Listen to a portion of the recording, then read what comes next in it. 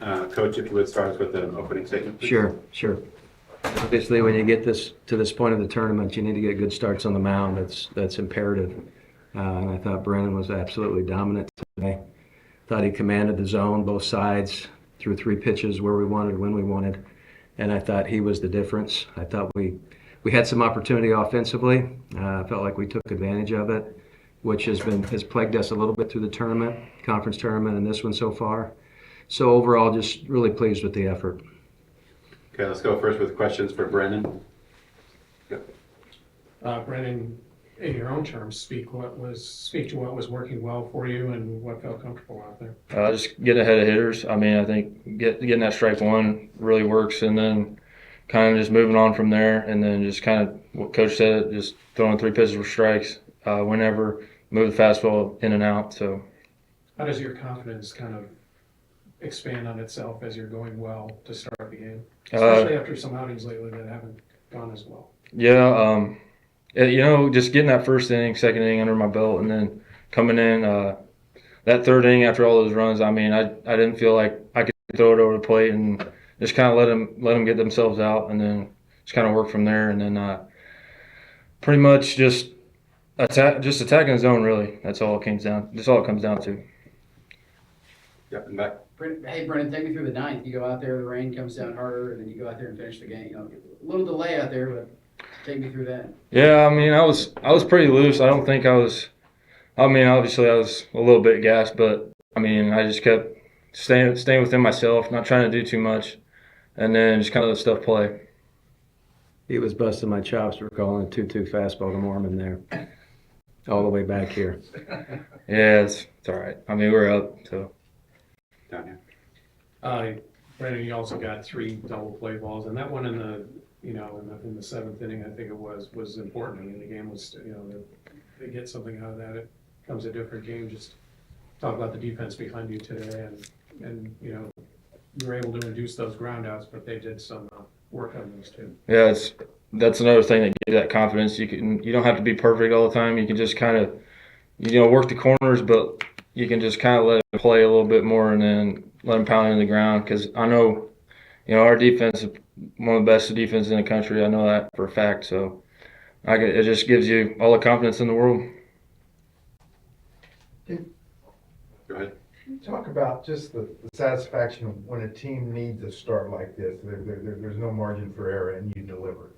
I mean, it feels great because I mean I've been preparing for this all season, all fall, all winter, and I mean I didn't want to come out of the game. I knew from that first pitch I was like I don't want to come out. So I mean it's big for the team, and we just got to keep it rolling into get next game.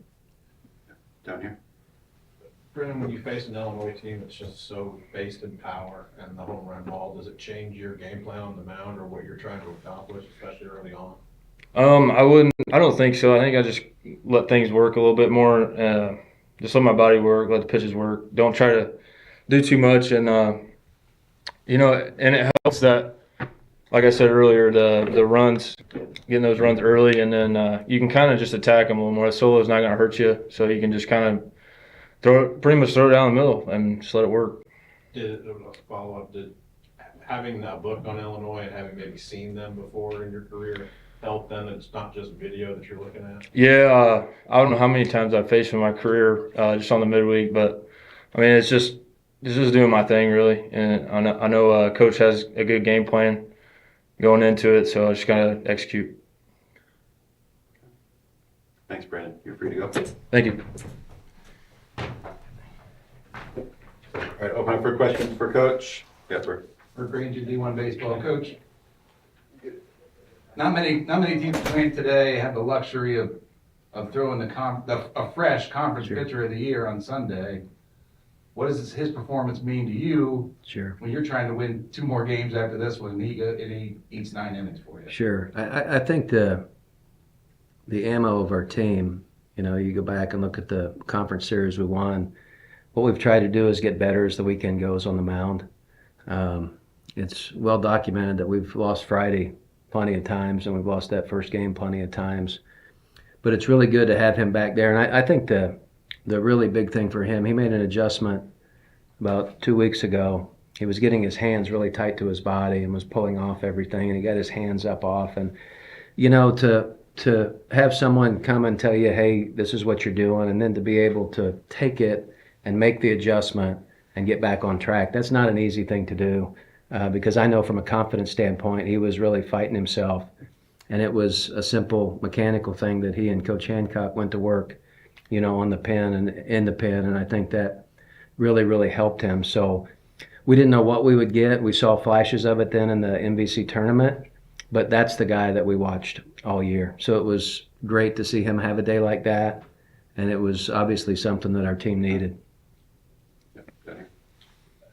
Complimentary baseball today, Mitch. I mean, the 7-run third inning didn't help his cause either. I mean, just talk about how those, obviously they go hand in hand, but how much that really helps Brendan to go out there and have a lead to protect. Well, it's extremely important. And I think what happens, and we talk to our team about this, we're at a point now where opportunities are few and far between when you play good people.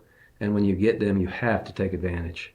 And I thought our offense got some opportunity there in the third inning, and we took advantage, except for the 2-out, 2-strike base hit that we got thrown out on the plate that I wasn't overly pleased with, because obviously we should have been running on the swing. But for the most part, I think taking advantage of that and getting a guy that has struggled a little bit, somewhat of a comfort zone. But the other thing is, we are familiar with Illinois, and we know how quickly they ignite, and we know how good offensively they are. Fortunately, when they had some opportunity, they hit some balls hard right at us, and we were able to get some double plays. And I think that was really important to him through those middle innings. And then obviously in the 7th, the comebacker was huge. Considering where you are on the weekend, it's not bad going into the final 1 or 2 games. What is the pitching plan for tonight? And I'm not 100% sure yet. We'll talk about it when we get back out there. Obviously, I've had some ideas of who we would go with and how we would play the game. If it's something that we try to shorten the game, I don't know yet. Obviously, a strong candidate would be Gilly to start. But other than that, I'm just not 100% sure. Yeah, very good. After yesterday's game, you expressed some frustrations with getting to an early lead, not being able to put them away today. There might have been some breaks in scoring in the middle innings, but Sure. you applied pressure and kept your foot on the gas the whole day. How do you feel about the offensive performance? Well, even those innings where we didn't score, I thought we were getting good barrels. I thought we were swinging the bat very well. And, this is a momentum-driven sport, and when you start seeing guy after guy after guy starting to put good swings on, you feel really good. Even though we weren't scoring, I still felt good about our offense today. I thought yesterday when we went into the lull a little bit, we weren't barreling anything. It just seemed like we were giving away at bat after at bat after at bat. I thought today we did a better job of maximizing our at bats. Mitch, I was just gonna ask you how you guys were able to maybe flush the Friday night, the opening game, and win 2 in a row, and especially do what you did offensively today. I think obviously we've been through it a lot, during the year. I think that helps. I think the other thing is you have to have, I look back at our season, and I think in February and March, and we talked about this after the game 1 loss, I thought we played solid baseball. In April, I thought we played really well. I thought we had a really good month in April. I thought the only thing that kept us afloat in May was our toughness, our grit. And I think going through some of those struggles in early May really helped and helps in a situation like this. Down front over here. You likely will face a pretty charged atmosphere tonight. Does last year's experience in LSU have any value at this point for these guys who have been through something like that? Absolutely. I think obviously when you're playing in these type atmospheres similar to TCU last year, you can't let someone go on a run. You can't let them electrify the crowd. You got to do everything you can to minimize it. Obviously, there's big home field advantage when you can pack 7,000-8,000 people in and they're loud, which we found out at TCU last year. Thank goodness there are no metal bleachers here. They're pounding their feet on right behind us. And it helps to have a veteran club because communication becomes very difficult from the dugout.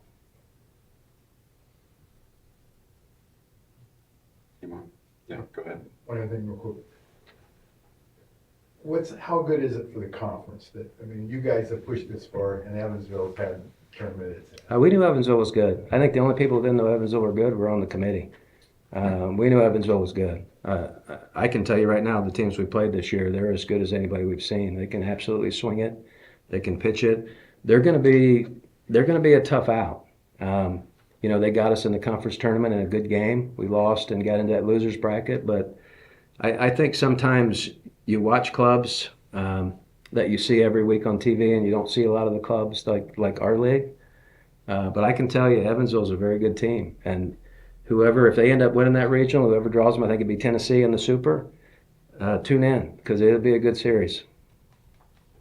Just quickly, and I'm sure you've been asked this all year, but for Brennan, coming from a small town in Illinois, just being able to go from a freshman to a midweek to now where he is this year, did you see that when you were recruiting him, or has he made a leap that you didn't possibly even see coming?